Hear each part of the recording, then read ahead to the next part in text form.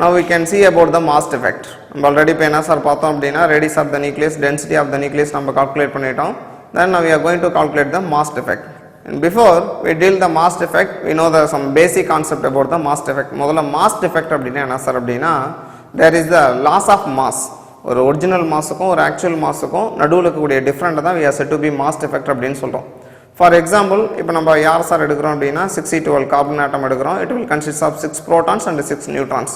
நீங்கள் ஆல்ரெடி நம்ம இன்னே சொல்லிட்டேன் அட்டாமிக் மாஸ் யூனிட் கால்குலேட் பண்ணுறப்ப if you want to calculate the nucleus mass நம்மளுக்கு வந்து நம்ம கால்குலேட் பண்ணுறது எல்லாமே அட்டாமிக் மாஸ் தான். நம்ம வந்து நியூக்ளியஸோட மாஸ் நம்ம கால்குலேட் பண்ணல. If you want to calculate the nucleus mass atomic மாஸ்லேருந்து we can separate the mass of the electron. Mass of the electron நம்ம என்ன சார் பண்ணிக்கணும் அப்படின்னா செப்பரேட் பண்ணிக்கணும். So now we are going to calculate the mass effect. நம்ம the 6C12 atom எடுக்கிறோம். இந்த 6C12 atomல it will offering the 6 protons, it will having the 6 protons and 6 neutrons. So இந்த 6C12 atomல 6 protons இருக்கு, 6 neutrons இருக்கு. So அப்ப டோட்டலா நியூக்ளியஸ்ல we are having the 12 particles. So there are the 12 nucleons in the nucleus. So அப்ப நான் நியூக்ளியஸோட mass எனக்கு வேணும். Now I want to get the nucleus of mass of the 6C12. இந்த நியூக்ளியஸோட mass எனக்கு கிடைக்கணும் அப்படின்னா நான் என்ன சார் பண்ணணும் அப்படின்னா இந்த 6 புரோட்டானோட மாஸையும் 6 நியூட்ரானோட மாஸையும் we have to add. நம்ம ரெண்டையும் ஆட் பண்ணிக்கணும். ஸோ முதல்ல we have to find mass of the 6 protons. So if you want to calculate the mass of the 6 proton, 6 into this is the mass of the 1 proton in terms of atomic mass unit. நீங்கள் வந்து we cannot use the SI units. நம்ம SI units use பண்ணக்கூடாது. ஏன்னா அது வந்து பவரில் in terms of 10 power of -27 இருக்கும். So it is very small one. So இதை நீங்கள் நெக்லெக்ட் பண்ணுறதுக்கோசரம் நம்ம வந்து அட்டாமிக் மாஸ் யூனிட் நம்ம போயிட்டோம். ஸோ அட்டாமிக் மாஸ் யூனிட் இருக்கிறப்ப we cannot use SI unit. நீங்கள் வந்து மாஸ் கண்டுபிடிக்கிறப்ப we can use as atomic mass unit only. We cannot use SI units. SI units நம்ம யூஸ் பண்ணக்கூடாது. ஸோ இப்போ mass of the 6 proton வேணும் அப்படின்னா 6 into this is the mass of the 1 proton in terms of atomic mass unit. So 1.00866 atomic mass unit. So இது ரெண்டு நீங்கள் multiply பண்ணிங்கன்னா we are getting the value 6.05196 atomic mass unit நம்மளுக்கு கிடைக்குது. So அதே போல் mass of the 6 neutrons எனக்கு வேணும் sir அப்படின்னா 6 into so 1.00727 atomic mass unit. இது வந்து mass of the neutron in terms of atomic mass unitல இருக்கு. So total mass of the neutrons எனக்கு எவ்வளோ சார் அப்படின்னா 6.04362 atomic mass unit. So 6C12 nucleus consists of 6 protons and 6 neutrons. We can separately calculate mass of the 6 proton and mass of the 6 neutrons. இப்போ நீ இது ரெண்டையும் நீங்கள் add பண்ணீங்கன்னா we are getting the mass of the nucleus நம்மளுக்கு கிடைச்சிரும். So if you want to calculate the total mass of the nucleus, we have to add 6 proton oda mass plus 6 neutron oda mass. So இது வந்து mass of the 6 proton, இது வந்து mass of the 6 neutron. So mass of the 6 proton எனக்கு எவ்வளோ sir அப்படின்னா 6.05196 atomic mass unit. இங்கே கீழே எவ்வளோ சார் அப்படின்னா இது வந்து mass of the 6 neutrons 6.04362 atomic mass unit. So அப்போ நீங்கள் இந்த ப்ரோட்டான் நியூட்ரான் ரெண்டுமே நியூக்ளியஸ்குள்ளே இருக்குது. இது ரெண்டையும் நீங்கள் ஆட் பண்ணுறப்ப we have to calculate the mass of the 6C12 nucleus. அப்போ நீங்கள் ஆட் பண்ணுறப்ப எனக்கு எவ்வளோ சார்னா 12.09558 எனக்கு atomic mass unit எனக்கு கிடைக்குது. ஸோ அப்போ total mass of the nucleus expected by calculation 12.09558 atomic mass unit நம்மளுக்கு கிடைக்குது.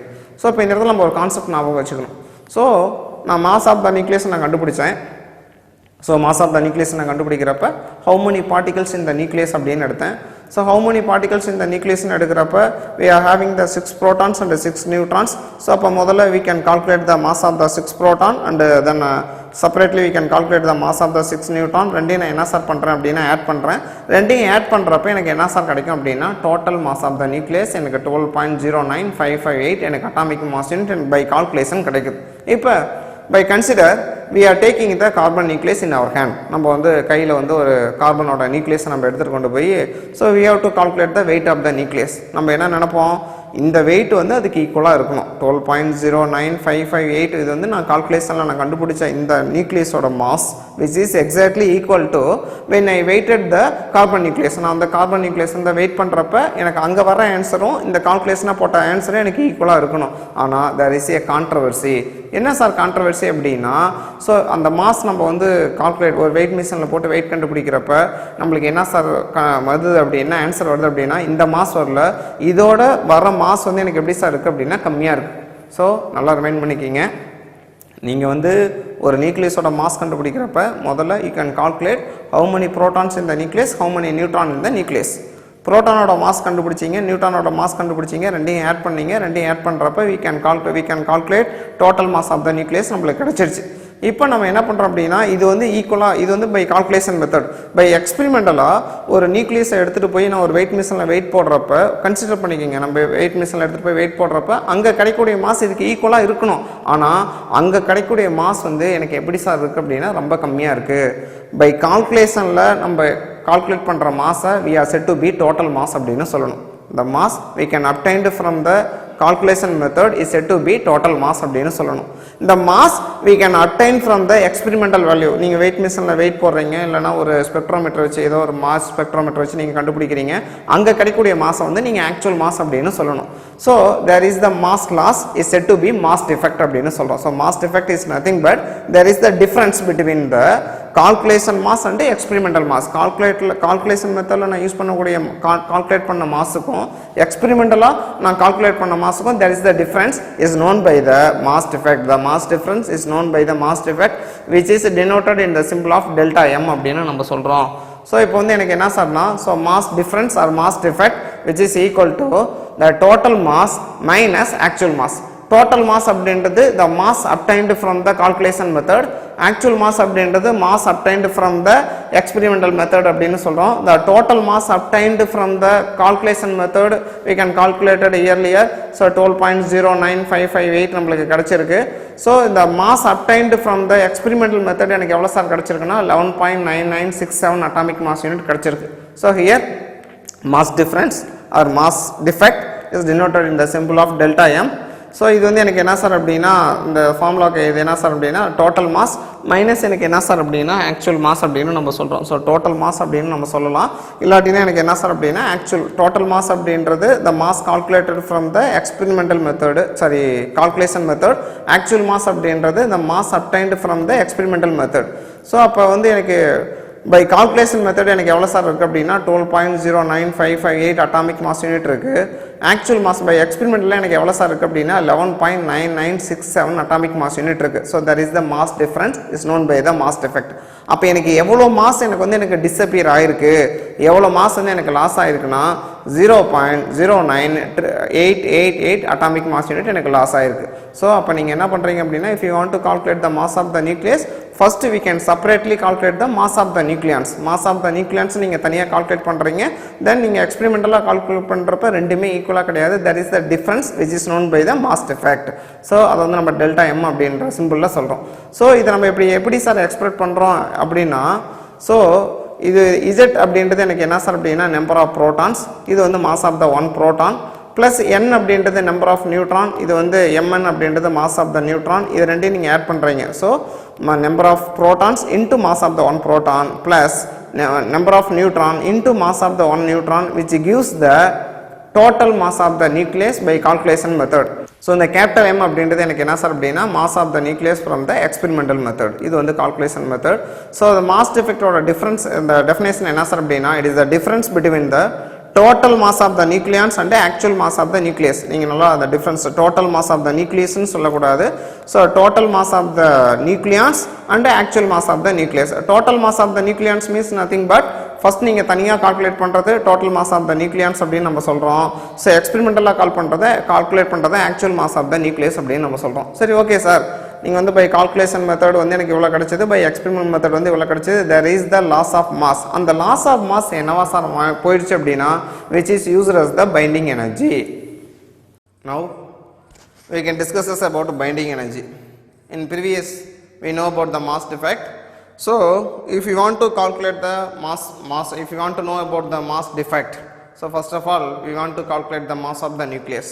How we are going to calculate the mass of the nucleus? நம்ம வந்து எப்படி வந்து ஒரு நியூக்ளியஸோட மாஸ் கண்டுபிடிக்கணும் அப்படின்னா, முதல்ல we can identify how many protons we are having in the nucleus, how many neutrons we are having in the nucleus. So முதல்ல நம்ம அந்த நியூக்ளியஸில் how many protons we are having, how many neutrons we are having அப்படின்னு நம்ம பார்க்கணும். So mass டிஃபெக்டை we are denoting in the symbol of delta m அப்படின்னு நம்ம சொல்கிறோம். So delta m is equal to, first we have to add separately. So Z indicates number of protons, mp அப்படின்றது mass of the proton. So number of proton into mass of the one proton plus number of neutrons into mass of the one neutron. So நம்ம எனக்கு என்ன கிடைக்கும் அப்படின்னா we can identify the total mass of the nucleons. So nucleons is nothing but every particle in the nucleus are said to be nucleons. nucleusல இருக்கிற ஒவ்வொரு பார்ட்டிகளும் we are said to be nucleons அப்படின்னு நம்ம சொல்றோம். அப்ப when we are calculating the mass of the nucleus, அந்த நியூக்ளியஸ்ல இருக்கிற number of protons number of neutrons கண்டுபிடிச்சு அதோட மாஸ் நம்ம ரெண்டையும் கண்டுபிடிச்சோம் அப்படின்னா நம்ம ரெண்டையும் கண்டுபிடிச்சி நம்ம ஆட் பண்ணி தனியாக வச்சுக்கிறோம். then we have to find நம்ம என்ன இது வரைக்கும் நம்ம என்ன கண்டுபிடிச்சிருக்கோம் அப்படின்னா we have to find mass of the nucleons. இந்த mass of the nucleons தான் we are occupied in the nucleus. இந்த mass of the nucleons தான் நான் கொண்டு போய் எங்கே வைக்க போகிறேன், நியூக்ளியஸ்குள்ளே நான் வைக்க போகிறேன். ஸோ அப்போ நியூக்ளியஸோட மாஸை நான் என்னன்னு சார் எடுத்துக்கிறேன் அப்படின்னா கேபிட்டல் M அப்படின்னு எடுத்துக்கிறேன். So in the first ரெண்டு டேர்மோ indicates mass of the nucleons, இந்த capital M indicate mass of the nucleus. நல்லா ஞாபகம் வச்சுங்க, இது mass of the nucleons, இது mass of the nucleus. Actually எனக்கு என்ன தெரியுது அப்படின்னா இண்டிவிஜுவலாக கண்டுபிடிக்கிறப்ப எனக்கு மாஸ் அதிகமாக இருக்குது. பட் அந்த இண்டிவிஜுவலாக கண்டுபிடிக்கிற நியூக்ளியன்ஸை வச்சுட்டு when we are forming a nucleus, அந்த நியூக்ளியஸோட மாஸ் வந்து கொஞ்சம் குறையுது. How much mass we can lose, that is the mass difference is known by the mass effect, which is denoted in the symbol of delta M அப்படின்னு நம்ம சொல்கிறோம். Mass effect அப்படின்னு நம்ம சொல்கிறோம். தனித்தனியாக பார்ட்டிகல்ஸ்க்கு கண்டுபிடிக்கிறப்ப மாஸ் அதிகமாக இருக்குது. இண்டிவிஜுவல் நியூக்ளியஸ் நான் இண்டிவிஜுவலாக ஃபார்ம் ஆன வாட்டி நியூக்ளியஸாக பார்க்குற மாஸ் வந்து கம்மியாக இருக்குது. So that is the mass difference அப்படின்னு நம்ம சொல்கிறோம். சரி okay sir, that is the mass difference which is known by the mass effect. அதை வந்து டெல்டா M அப்படின்ற சிம்பிளில் நம்ம சொல்கிறோம். இப்போ இந்த மாஸ் டிஸப்பியர் ஆன மாஸ் வந்து வேர் இட் இஸ் கான், எங்கே சார் போயிடுச்சு, எப்படி திடீர்னு மாஸ் வந்து எனக்கு டிஸப்பியர் ஆகுது இல்லை, அந்த மாஸ் வந்து எங்கே சார் போயிடுச்சு அப்படின்னா அந்த மாஸ் தான் it is converted into energy. இந்த energy is known as the binding energy. இந்த எனர்ஜியை நம்ம எதுக்கு சார் யூஸ் பண்ணுறோம், ஒரு எக்ஸாம்பிளுக்கு ஸோ லெட் அஸ் அஸ்யூம், நீங்கள் அஸ்யூம் பண்ணுங்கள் ஒரு நியூக்ளியஸில் ஒரு 6 ப்ரோட்டான்ஸ் இருக்குது. யூ ஆல்ரெடி நோ நியூக்ளியஸ், உங்களுக்கு வந்து ப்ரோட்டான் வந்து பாசிட்டிவ் சார்ஜ் உங்களுக்கு ஆல்ரெடி தெரியும். ஸோ இப்போ வந்து கன்சிடர் ஒரு நியூக்ளியஸ் இருக்குது, we are having the 6 protons ஒரு 10 நியூட்ரான்ஸ். இந்த ஒரு நியூட்ரானை மீதி இருக்கிற 9 neutrons, totally are having the 10 neutrons you know. So அப்போ அந்த ஒரு நியூட்ரானை மீதி இருக்கிற எல்லா நியூட்ரானை ரிப்பல் பண்ணாது. So there is the no repulsive and attractive force between the neutrons because they are neutral. அதுக்கு நான் அது வந்து சார்ஜ் இல்லாததுனால ஒரு ப்ரோட்டானுக்கு ஒரு நியூட்ரானுக்கு பக்கத்தில் எத்தனை நியூட்ரானை கொண்டு போய் வச்சாலும் அந்த நியூட்ரான் மற்ற நியூட்ரானை என்ன சார் பண்ணாதுன்னா ரிப்பல் பண்ணாது. ஆனால் proton having the positive in character, ரெண்டு புரோட்டானை பக்கத்தில் வைக்கிறப்ப it will experience a repulsive force due to the its having the same charge. ரெண்டுமே சேம் பாசிட்டிவ் சார்ஜாக இருக்கிறதுனால ஒரு ப்ரோட்டான் 3 ப்ரோட்டானை ரிப்பல் பண்ணும். ஒரு எக்ஸாம்பிளுக்கு ஒரு நியூக்ளியஸ் இருக்குது, ஒரு நியூக்ளியஸில் 6 ப்ரோட்டான் இருக்குது. நான் ஃபஸ்ட்டு ஒரு ப்ரோட்டானை கொண்டு போய் வச்சுட்டேன். ஸோ அந்த நியூக்ளியஸில் we are having the single proton, that is no repulsive force இருக்காது, ஏன்னா ஒரே ஒரு ப்ரோட்டான் மட்டும்தான் இருக்கும். ரெண்டாவதாக ஒரு ப்ரோட்டானை கொண்டு போய் உள்ளே ஆக்குபை பண்ணுறேன். அப்போ ரெண்டாவதாக ஒரு ப்ரோட்டான் நான் உள்ளே போய் ஆக்குபை பண்ணுறப்ப உள்ளே போய் நான் வைக்கிறப்ப இந்த ஃபஸ்ட்டு ப்ரோட்டான் இந்த ப்ரோட்டானை ரிப்பல் பண்ணும். இருந்தாலும் நம்ம உள்ள நியூக்ளியஸ்குள்ளே ரெண்டாவது ப்ரோட்டானை வைக்கணும் அப்படின்னா நம்ம கொடுக்குற energy which is greater than the repulsive force given by the first proton. நல்லா நம்ம வச்சுக்கணும், ஒரு நியூக்ளியஸில் ஃபஸ்ட்டு ஒரு ப்ரோட்டான் இருக்குது, நான் ரெண்டாவது ஒரு ப்ரோட்டானை கொண்டு போய் உள்ளே ஆக்குபை பண்ண போகிறேன். அப்போ ஆக்குபை பண்ணுறப்ப இந்த செகண்ட் ப்ரோட்டானை நியூக்ளியஸில் ஆல்ரெடி எக்ஸிஸ்டில் இருக்கிற அந்த ஃபஸ்ட்டு ப்ரோட்டான் என்ன பண்ணும் அப்படின்னா ரிப்பல் பண்ணும். So there is a repulsive force between the this 2 protons. அந்த புரோட்டானுக்கு நடுவில் இருக்கக்கூடிய ரிப்பல்சிவ் ஃபோர்ஸ் இருக்கக்கூடாது அப்படின்னா நான் கொடுக்குற எனர்ஜி அந்த ரிப்பல்சிவ் ஃபோர்ஸோட அதிகமாக இருந்தால் இந்த புரோட்டானையும் நம்ம பக்கத்தில் வைக்க முடியும். இதே போல் 3rd proton, 4th proton, 5th, 6th. அப்போ எனக்கு என்ன சார்னா ஒரு நியூக்ளியஸ் அப்படின்றது very small in size. We already know atom எல்லாம் படிச்சிருப்போம். ஒரு நியூக்ளியஸ் அப்படின்றது 10⁻⁻14 மீட்டர் டயாமீட்டர் இருக்கக்கூடிய ஒரு ஸ்பியர். 10⁻⁻14 மீட்டர் அப்படின்றது which is very very very very less. அதுக்குள்ளார 6 ப்ரோட்டான்ஸ் வைக்கிறப்ப ஒரு ப்ரோட்டான் வந்து மீதி இருக்கிற 5 ப்ரோட்டானையும் ரிப்பல் பண்ணக்கூடாது. அப்போ அங்கே வந்து ஒரு ரிப்பல்சிவ் ஃபோர்ஸ் இருக்கும். அப்போ நியூக்ளியஸாக ஃபார்ம் பண்ண வாட்டி அந்த ரிப்பல்சிவ் ஃபோர்ஸ் எங்கே போயிடுச்சு அப்படின்னா அங்கே ரிப்பல்சிவ் ஃபோர்ஸ் இருக்குது. ஆனால் அந்த ரிப்பல்சிவ் ஃபோர்ஸை விட சம் அதர் ஒரு ஃபோர்ஸ் இருக்குது, ஒரு எனர்ஜி இருக்குது. அந்த எனர்ஜிக்கு தான் பைண்டிங் எனர்ஜி. இந்த பைண்டிங் எனர்ஜி எங்கேருந்து சார் கிடச்சிது அப்படின்னா இங்கே எவ்வளோ மாஸ் வந்து எனக்கு டிஸப்பியர் ஆகுதோ அந்த டிஸப்பியர் ஆகக்கூடிய மாஸ் தான் அங்கே என்னவா கன்வெர்ட் ஆகிரும் அப்படின்னா எனர்ஜியாக கன்வெர்ட் ஆகிரும். நல்லா ஞாபகம் வச்சுக்கணும். ஸோ மாஸ் டிஃபெக்டில் that is the mass difference. அந்த mass difference where it is gone, எங்கே போயிடுச்சு, it is converted into energy. அந்த எனர்ஜிக்கு பேர் பைண்டிங் எனர்ஜி. ஸோ இந்த எனர்ஜியை நம்ம எங்கே யூஸ் பண்ணுறோம், where we have to use this binding energy அப்படின்னா when the nucleons, all the nucleons are combined to form a nucleus. இந்த எல்லா நியூக்ளியானும் சேர்ந்து ஒரு நியூக்ளியஸாக ஃபார்ம் ஆகிறப்ப நியூக்ளியஸோட சைஸ் ரொம்ப கம்மியாக இருக்கிறதுனால there is the repulsive force between the protons. So அந்த proton ஆக்சுவலாக அப்போ நியூட்ரானுக்கு நடுவில் ரிப்பல்சிவ் ஃபோர்ஸ் இருந்தாலும் அங்கே பைண்டிங் எனர்ஜி இருக்குமா? இருக்கும் கண்டிப்பாக. ஸோ அப்போ அந்த நியூக்ளியன்ஸ் எல்லாமே எனக்கு சேர்றப்ப எனக்கு என்ன சார் ஆகும் அப்படின்னா there is the force between the nucleons. அந்த ஃபோர்ஸ் வந்து எக்ஸிஸ்ட் ஆனிச்சு அப்படின்னு வச்சிங்களேன். இப்போ ஒரு நியூக்ளியஸ் நீங்கள் ஃபார்ம் பண்ணுறப்போ ஒரு ப்ரோட்டான் இருக்குது, இந்த ஒரு ப்ரோட்டான் மற்ற ப்ரோட்டானை ரிப்பல் ஆனிச்சுன்னா நியூக்ளியஸ் வந்து அன்ஸ்டேபிள் ஆயிரும்.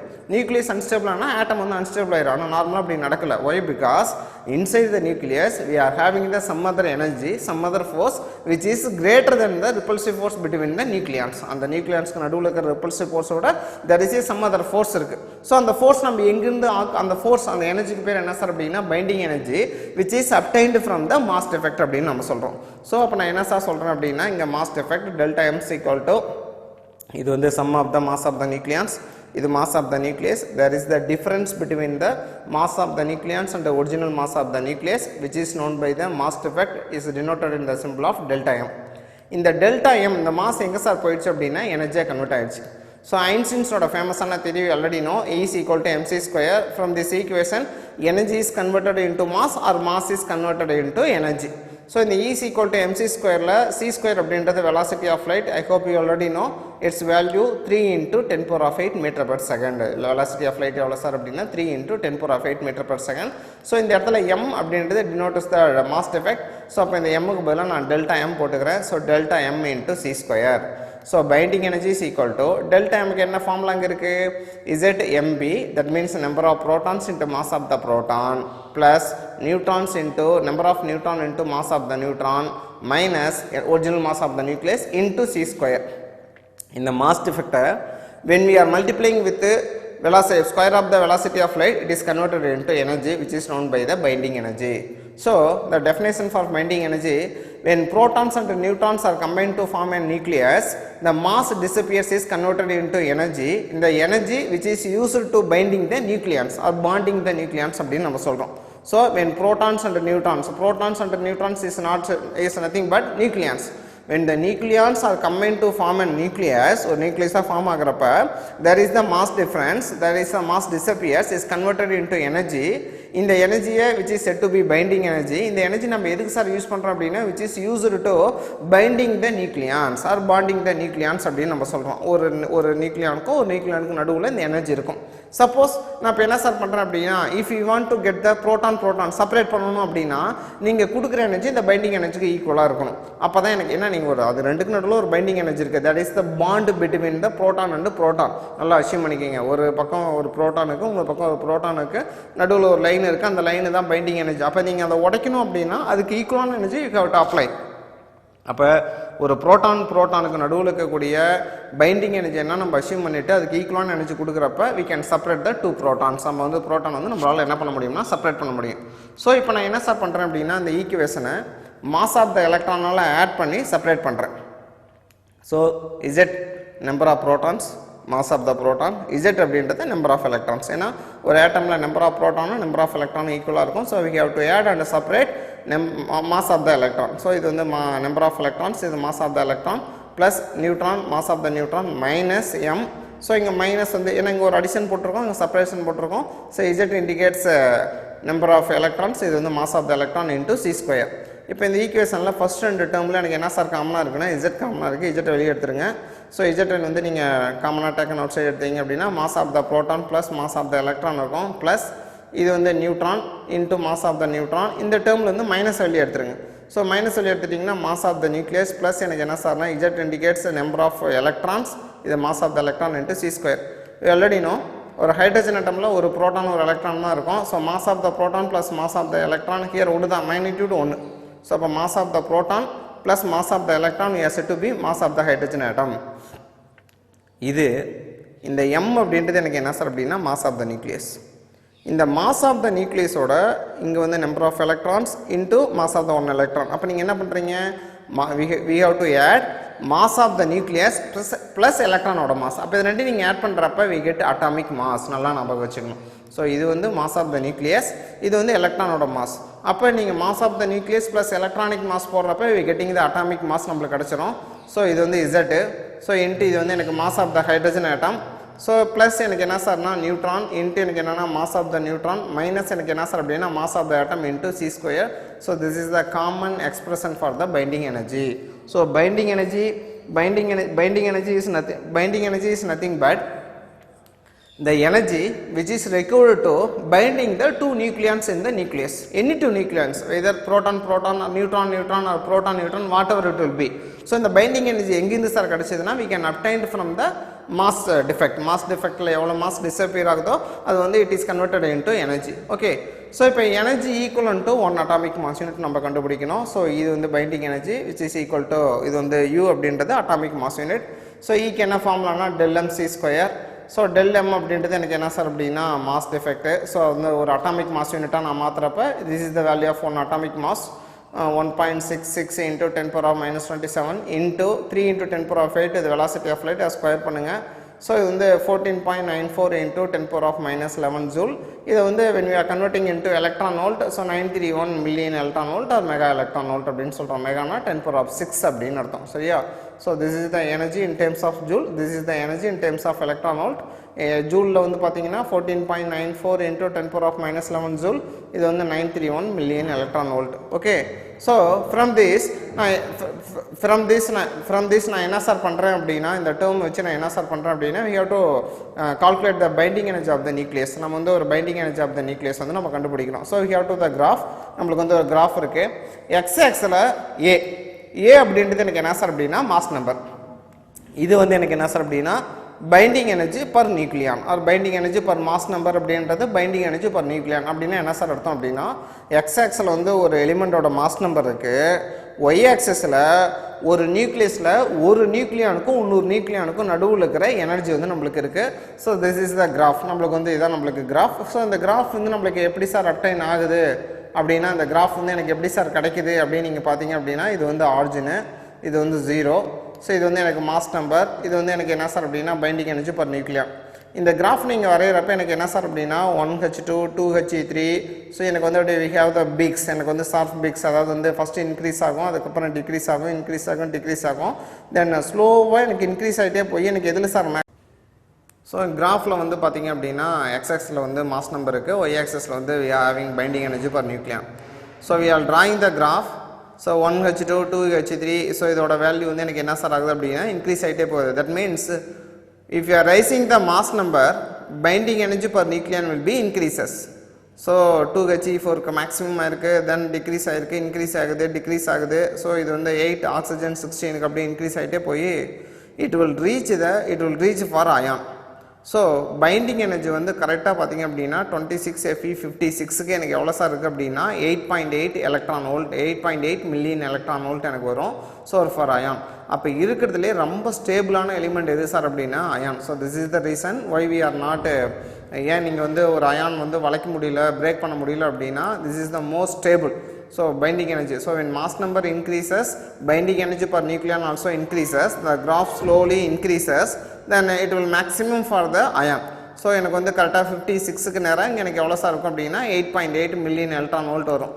தென் ஆஃப்டர் தட் இந்த நீங்கள் வந்து அயானுக்கு அப்புறம் எனக்கு என்ன சார் ஆகுது, அப்படின்னா இந்த கிராஃப் வந்து எனக்கு என்ன ஆகுது அப்படின்னா கொஞ்சம் நேரம் பார்த்திங்க அப்படின்னா அப்படி ஸ்லோவாக டிக்ரீஸ் ஆகும். ஸோ மோரார்லெஸ் நீங்கள் ஒரு 50 to 100 வரைக்கும் நீங்கள் பார்த்தீங்க அப்படின்னா more or less it will take as a straight line. இதை நம்ம எப்படின்னு எடுத்துக்கலாம் அப்படின்னா ஸ்ட்ரைட் லைன் அப்படின்னு எடுத்துக்கலாம்.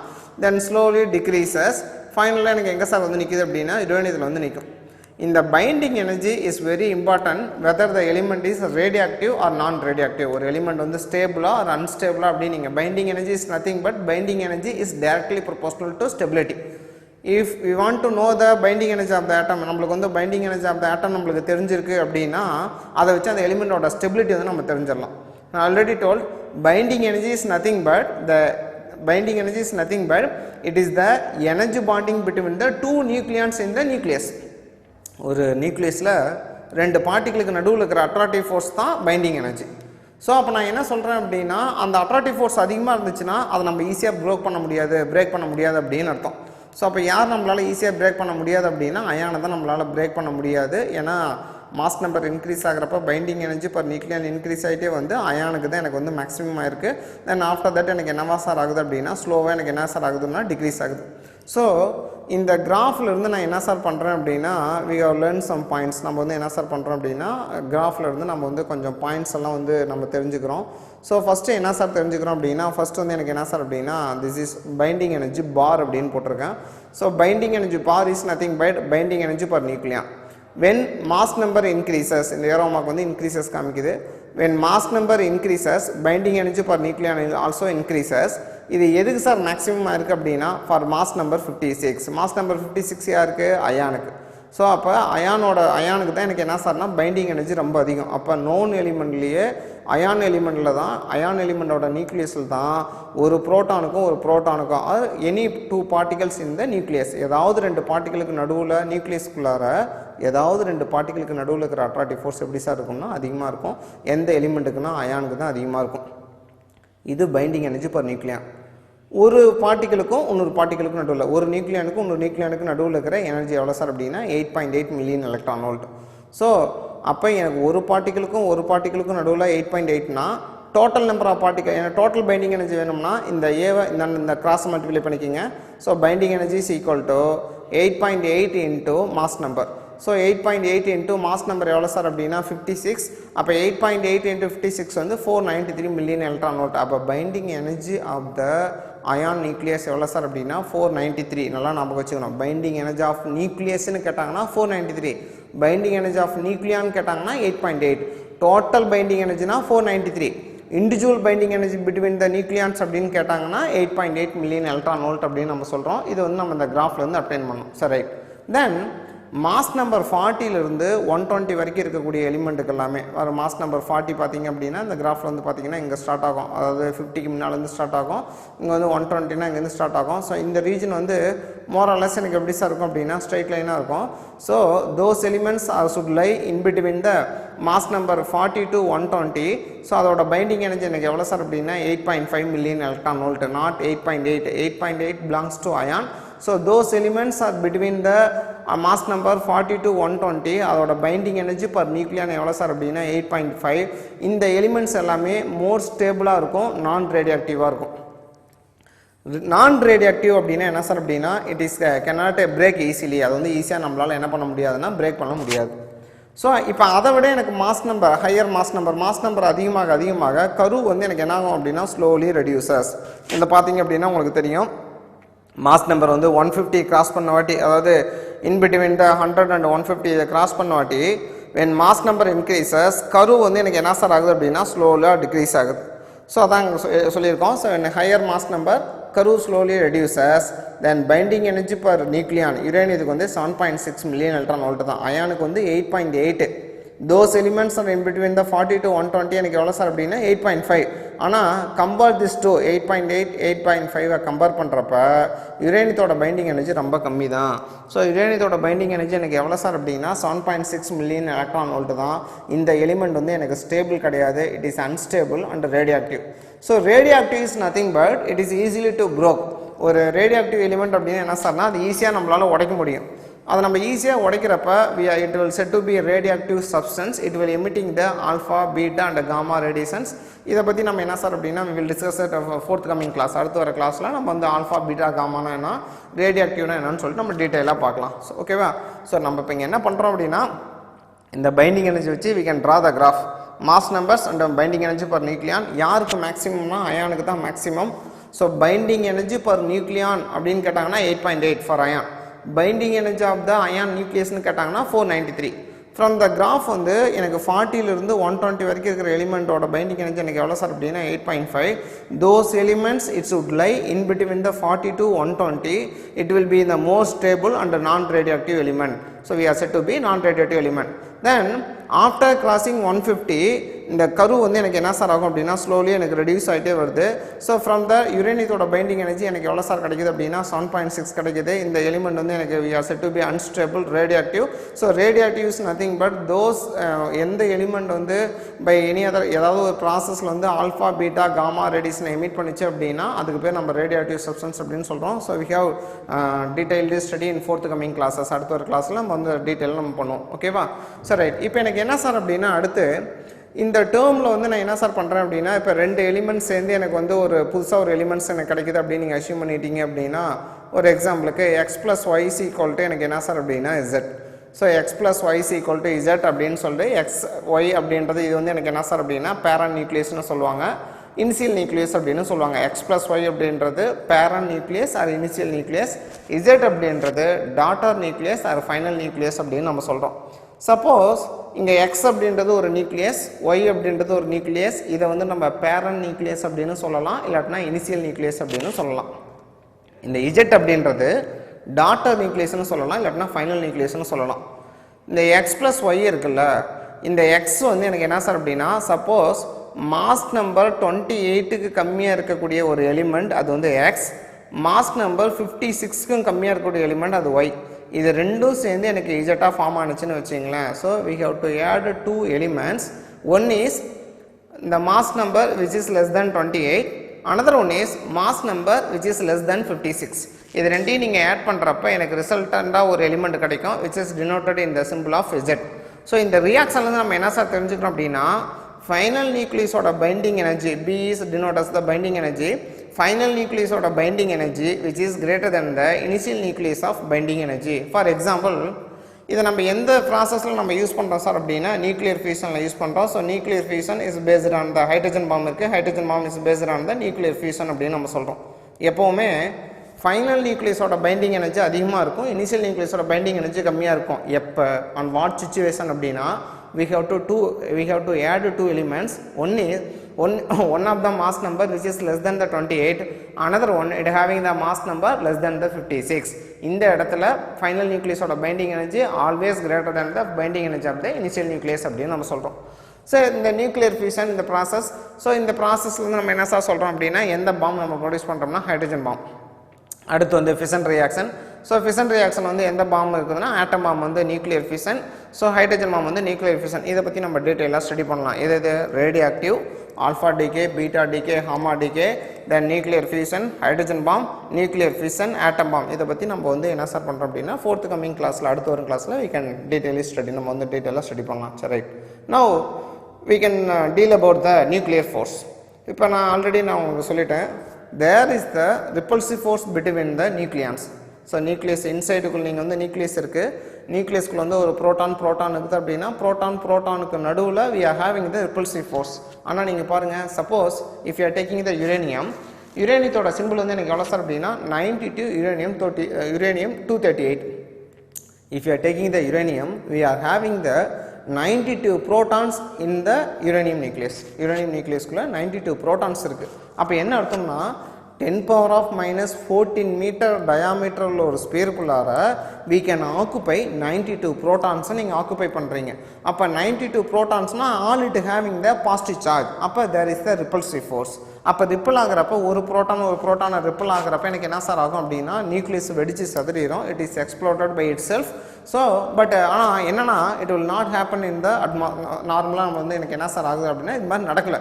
ஒய்? பிகாஸ் அந்த 92 ப்ரோட்டான்ஸ்க்கு நடுவில் இருக்கக்கூடிய அட்ராக்டிவ் ஃபோர்ஸை விட ஏதோ ஒரு சம் அதர் ஃபோர்ஸ் இருக்குது which is denoted by the nuclear force. அந்த ஃபோர்ஸ் தான் நம்ம என்னன்னு சொல்கிறோம்னா நியூக்ளியர் ஃபோர்ஸ் அப்படின்னு சொல்கிறோம். இந்த நியூக்ளியர் ஃபோர்ஸ் அப்படின்றது எனக்கு என்ன சார் அப்படின்னா it is a short range force அப்படின்னு சொல்கிறேன். இந்த ஷார்ட் ரேஞ்ச் ஃபோர்ஸ் வந்து எதுக்குள்ளே சார் இருக்கும் அப்படின்னா 10⁻⁻15 மீட்டர். அதாவது ஒரு ப்ரோட்டானும் ரிப்பல் பண்ணக்கூடாது அப்படின்னா அந்த கேப் பிட்வீன் த 2 ப்ரோட்டான்ஸ் வந்து எவ்வளோ டிஸ்டன்ஸில் இருக்கணும் அப்படின்னா 10⁻⁻15 மீட்டராக இருக்கணும்.